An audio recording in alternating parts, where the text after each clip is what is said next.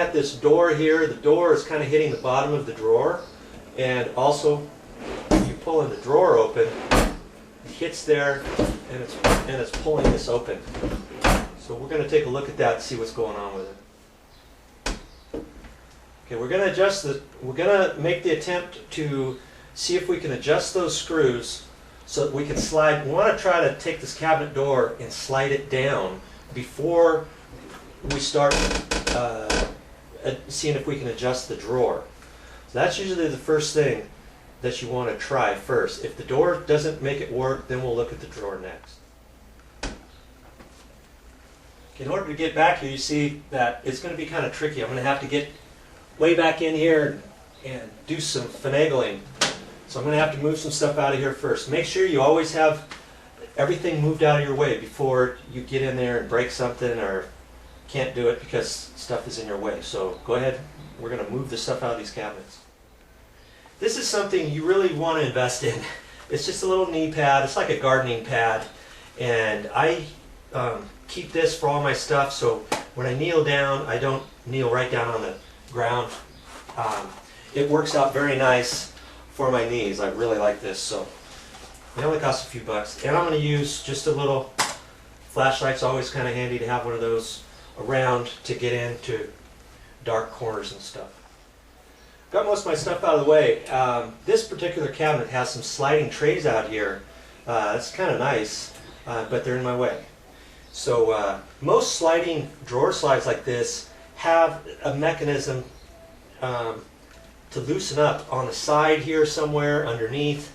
This particular one doesn't, so I wanted to just show you. If you just look around, there's some notches on here. This whole tray kind of pops out of the whole unit. So we're just going to gently lift this up out of the tray like that. And now we got plenty of room to work. I'm going to do that with this bottom tray too, just so I can get to the hinges. The hinge is way down here, so then I'll have plenty of room to work. Okay, these two screws here, this top one and the bottom one, they've got Phillips threads on there. Sometimes you can't loosen them with the Phillips threads and you start stripping out the head. Use your standard. Usually there's a slot on there too. You can use a standard screwdriver on there to loosen them up. Then you can adjust them with the Phillips. Once you get everything adjusted and tightened down with the Phillips screw and you think you're done, use your slotted screwdriver and tighten it just a little bit tighter, and then you won't have this problem again. This is what you got to do to get in there sometimes and do some of your work. Don't be afraid to get right in there, down and dirty. Don't be shy to lay down on the job. I wanted to show you these screws again because we did in fact have to do something else too, and I'm going to explain that. Here's the top screw and the bottom screw that we undid, and that gave us a little bit of room because the door was so high up. I knew I had to slide it down there. Okay, so I did that. It was still rubbing slightly, so there is another adjustment screw. There's one right here, not this back one, this front one, and that kind of that's kind of pushes this hinge in and out, so it moves the door a little bit. So by playing with that one and the one down at the bottom of the cabinet door, you can push one in and pull one out, or do this one out, the bottom one in, and sometimes that moves your door just a little bit. And so we actually use two different adjustments on the door, and I'll show you how it works, how it looks. Okay, I've looked at my door here, and I've got a nice clearance here all the way along here now. I didn't have anything here before. I lowered the hinges down and I tightened the screws on the back side of the hinge, and then I also played with that other adjustment screw that I was telling you about, and I got the door to kind of tilt down just a little bit, so my gap here is now the same as here, and I've got plenty of gap just in case the drawer ever wants to slide down, sag in the future, whatever. It's looking really good now. So this works fine, this works fine. So I can cross that one off my list. Okay, we're on to another door.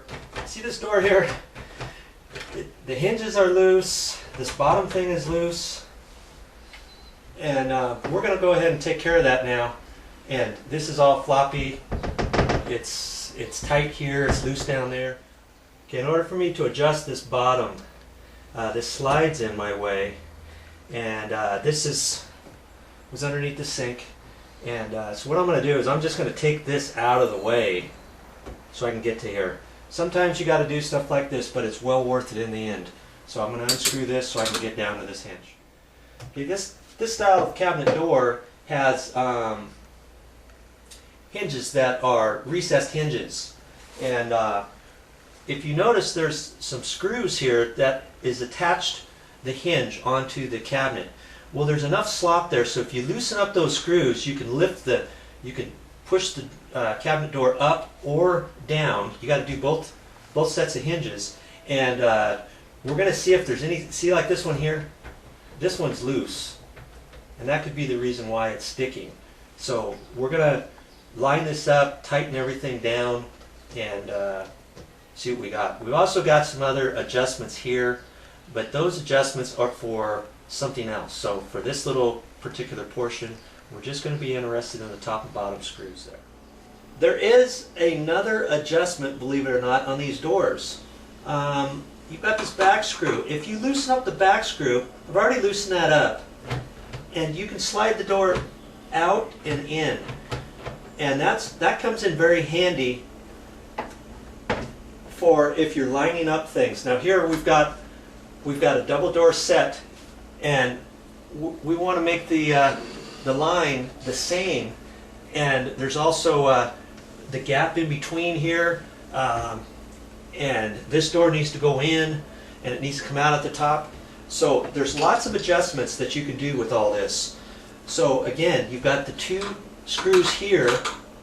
This one here slides this other one takes the door back and forth, the other, in and out right there, and then you can adjust those screws there to slip this whole door up and down.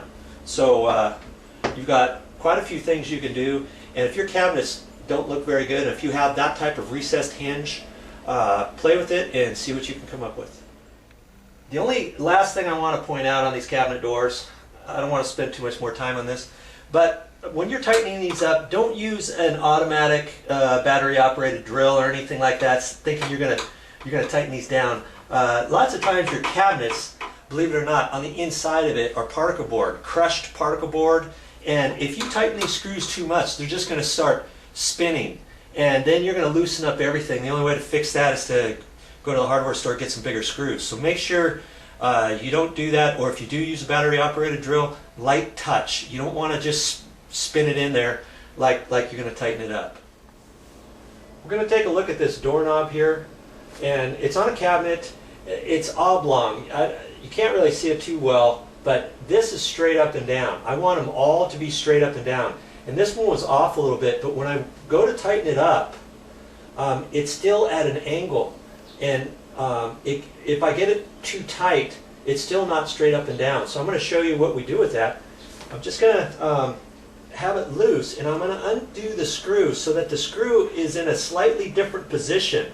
I'm going to like just take your Phillips screwdriver and kind of unscrew it just a little bit, like maybe a quarter turn, and then tighten up your doorknob and see how it fits. Now you might go the wrong way, then you have to turn it the other way. But what I'm checking on here is some of the doorknobs were loose in the cabinet doors. So I'm just tightening them all up, and once I have them all tight, I want them all straight up and down. So that's our next little project.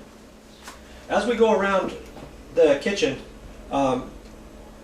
you tighten them up, but if you go to tighten it, like this one here, I can keep tightening it, and all that's happening is that the screw on the back side is spinning too. So you just get a Phillips screwdriver, hold the back side, and tighten that, or tighten the screw at the same time. You just want it snug. You're not trying to overdo anything. I know how petty it sounds, but it's just something that's easy that you can do. Nice, quick, simple, by tightening these up and lining them all up. It always looks a lot nicer. I'm going to show you something here in the bathroom.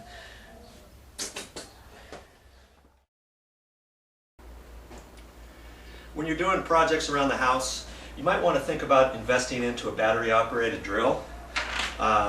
This is a standard battery operated drill. It's an 18 volt. You can get them in 12 volt, 16 volt, 18 volt. Just happens to be the one I bought. It comes with 2 different batteries, battery charger. Got a nice little flashlight in here too. You can angle the head wherever you want. You can set it down. I always make sure to charge one of the batteries while I'm working with another one. That way, when one of the batteries goes down, I've always got an extra battery charged.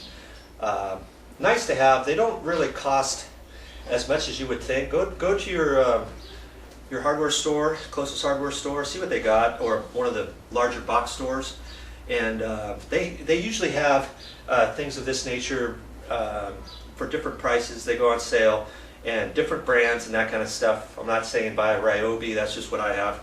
I've got a nice container here with some extra drill bits and stuff. It also is nice, a little magnetic tip holder which fits in here, and then you can change the tips and just kind of slip them in and pull them out. Nice little units these are, so think about that before you do your next project.